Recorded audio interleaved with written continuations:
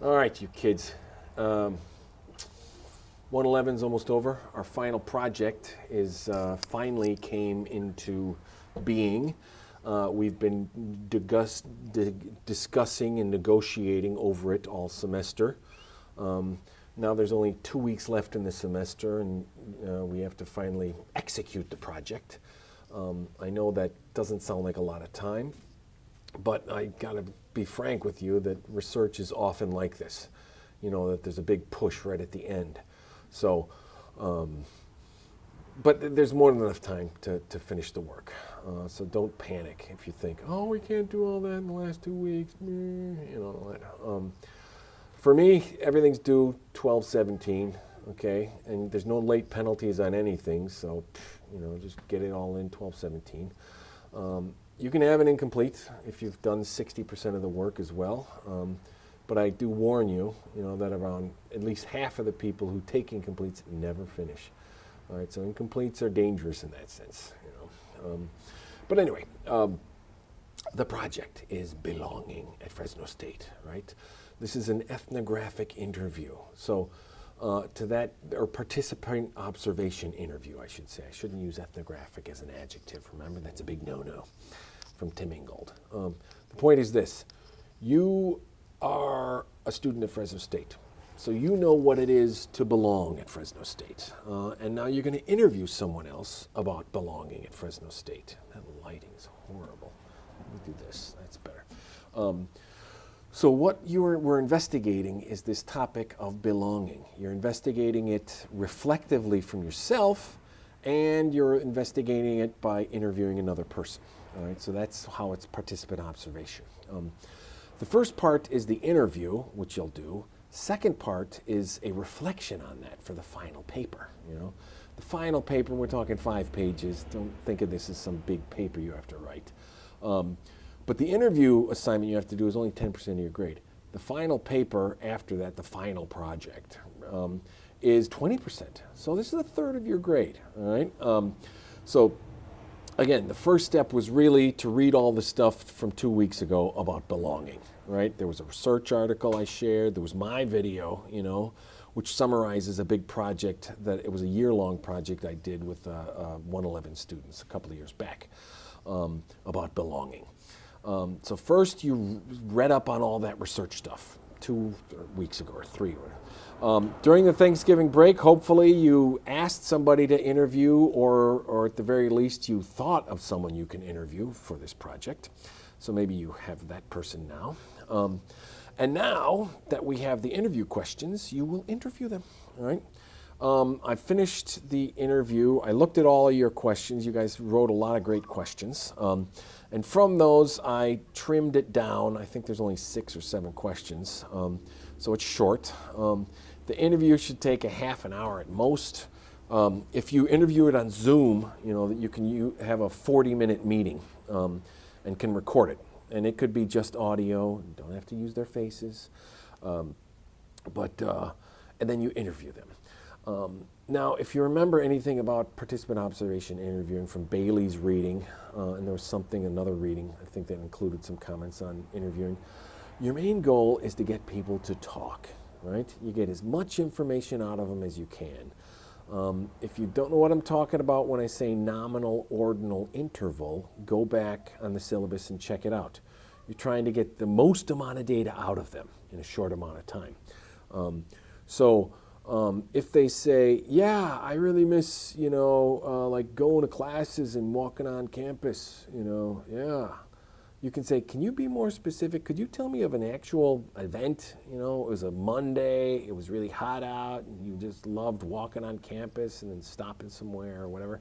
So try to get them to speak as specifically as possible, you know, to use anecdotes. You know, what really happened? When? Oh, you say you miss, you know, going to sports events. Can you tell me one particular sports event you went to and how that went, you know, and why that was so fun?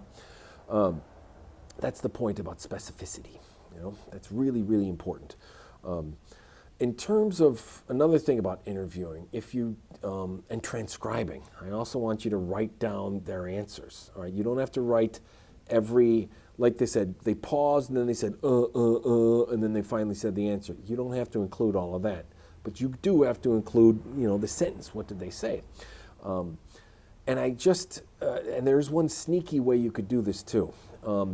You could do this in a chat room, instant messaging or chat functions, and there's thousands of apps that do that. Some of you do that routinely, some don't. You could interview this, you could send this email, you could email someone and say, hey, answer my interview questions, in long answers. Most likely you're going to get crappy data for that, and that could hurt your grade. If you get like one-word answers from the answers if you email these questions to someone, say, could you answer my questions? And they give you one sentence, and then you just paste that into the assignment. Boom, it's transcribed, it's done. What you'll have to do if you do an email like that is reply to their emails again and say, okay, on question 3, could you give me an example of that? This is kind of vague. On question 4, could you say a little more about that? So if you had to do the email choice as an option, you're going to have to do several back and forth emails, because their first draft of responses is probably going to be too vague. They're just going to quickly do it and be done with you. But if you open up the Zoom, account, or even I think on Facebook, the Facebook, there's an instant messaging thing on there, and you guys just text, you chat in the question, and they give an answer, and then the answer for you is not good enough, and they say, could you tell me a little more about that? Oh, you said you went to a game. Do you remember who Fresno State was playing? Or something, to try to get them saying a little more about it, a little more details. The nice thing about the chat thing is that it's already transcribed for you. They've written their own answers right there. You can just cut and paste that whole chat discussion, into, for the assignment. And you got all the data already written. I don't like the email option, frankly, because it's not like an interview. But I do like the chat function. That to me is 100% just like a real interview. My wife right now, she was living in London actually for the first year of our relationship, and she visited a few times, but much of our relationship was grounded and founded through instant messaging, because it was just too expensive to have long calls all the time, or she was at work or in her office or something. So we had long discussions like that back and forth. And today we do this too. We just do text messaging, insta texting, as it were, to get through discussions. So that's a totally legitimate option, and it feels like a real interview when you get into it, the kind of the chat room option. If you're too timid, or if the person you're interviewing is too timid, and you don't really want to, talk face-to-face and all that over Zoom. I don't mean talking in person with anyone. Please do not do that. That is not good. So, again, when you're interviewing them, keep in mind your own reflections about being at Fresno State, about missing Fresno State. We have a perfect natural experiment going on right now, in that we were all here before COVID-19, and now we're all at home, and so we're asking them to reflect on, what did you miss? What do you miss? What about belonging is highlighted now that you're not there anymore, And of course, you can assume that there's going to be a significant element of bullshit in there. People are going to be reverie, oh, it was so great when we were in class and all that. And that's typical, we can watch for that when we code the data afterwards.